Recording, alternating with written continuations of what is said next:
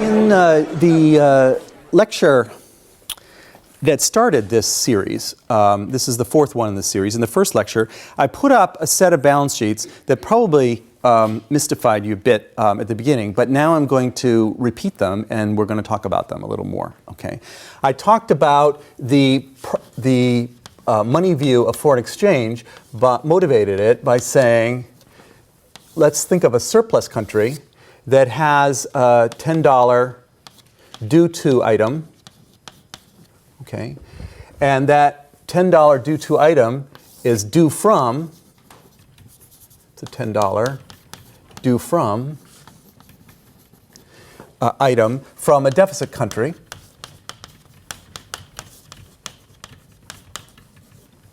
Okay.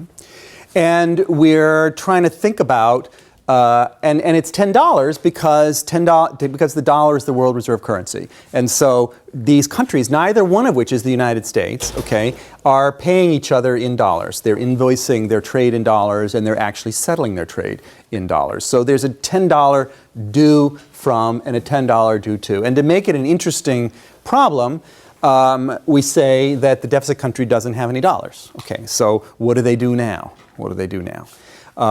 And I put in the middle between them a foreign exchange dealer,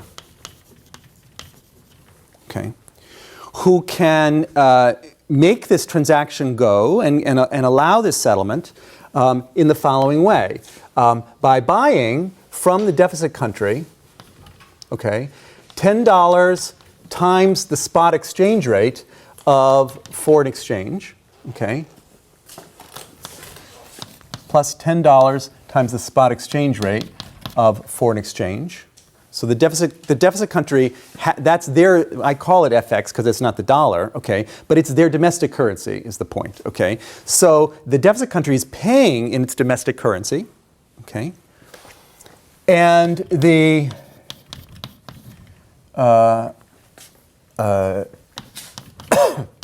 and the surplus country is receiving this payment.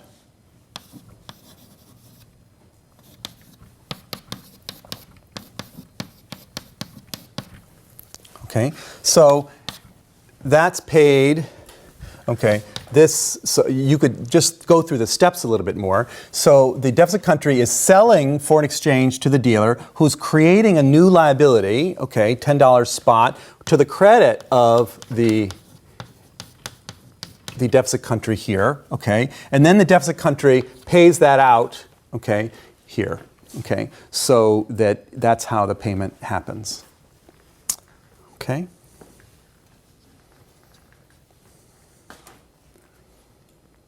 So let me just clean this. Do you see all this? I'm going to clean this up because we're going to add more stuff to it. I'm just going to erase the things that have canceled, okay, so that we have what's left over, unless you stop me.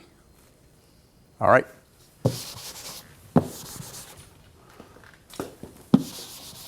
Okay. Well, we can sort of forget about the surplus country for now because he's happy. He's paid. He's got $10 spot and he's done. Okay.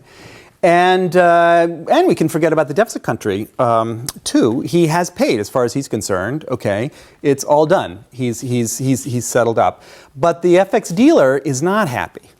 Okay, because the FX dealer has a short position in dollars and a long position in FX, and he's exposed to currency risk, to price risk. If this spot exchange rate, this S here, okay, this spot exchange rate changes, you could lose a lot of money. Okay, this is not a good idea to be exposed to this. And so, and this is what I laid out 4 lectures ago.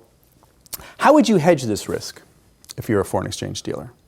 Okay, and I show you, I urge you to think of this as the spot dealer hedges in the forward market.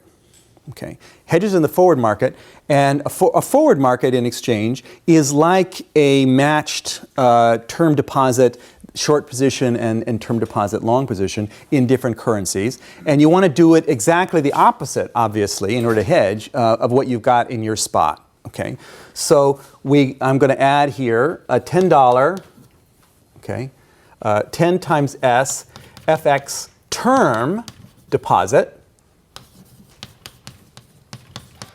And I'm going to add on this side $10 term deposit. Okay, so you see there's dollars on this spot here and dollars term here. There's FX spot here and there's FX term here. Okay, and just to remind you the notation, we're using R star for the interest rate on that term deposit on the FX one, and R without a star for the one on the dollar. Okay. This hedging is using covered interest parity. Okay, that idea right there. Okay, that we're the very first equation there, hedging a spot transaction in the forward market. Okay, so this is what I had in mind when I was telling you the story about HFT, right? You know that you're doing this thing in order to help out some customers, but now you got to worry about yourself, okay? And the way you do that is by hedging in the forward market, and now you're covered. You're covered in a sense, okay, not in a complete sense, but in a sense you're covered, because if the spot rate changes and the forward rate changes at the same time, okay, you're going to be okay. You're going to be okay because you lose on one side, but both sides move with each other. There's going to be some basis risk. We're going to come into this, okay? But you're hedged against the big exchange rate movement. This is how foreign exchange. This is why you wind up having $4 trillion worth of foreign exchange trading, right? Because this was just, I want to make a payment here and a payment there, but this required 2 trades here, okay? But I have this dealer trading, and who are they trading with? Right, this is not the end of this. Who are they trading with? Okay.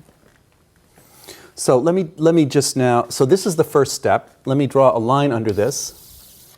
Okay, just to indicate that we're now dealing with another dealer or another agent, but I'm going to put them on the same balance sheet here because they're neither of these countries. Okay, they're speculators, in fact, and obviously.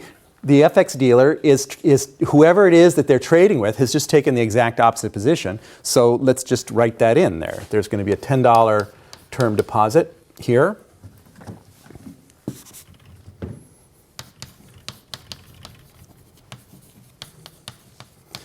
At interest rate R.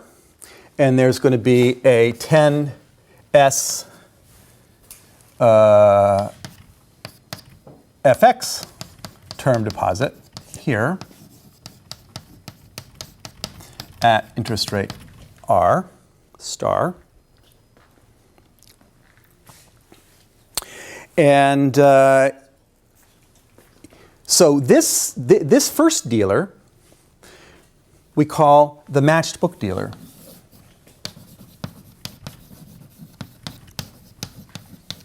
No, it's not exactly matched. You're hedging a long FX spot position with a short FX term forward position, okay, but it's a hedge. You're hedged, and so we're going to call them a matched book dealer. This one here is a speculative dealer, okay, because they're speculating. The point is they're speculating not in the spot market, okay, but in the forward market, okay, in the forward market. So they don't have this necessity to come up with spot dollars if somebody demands it. You know, this is all in the sort of credit dimension of the world here. Okay, and that I call that the speculative dealer.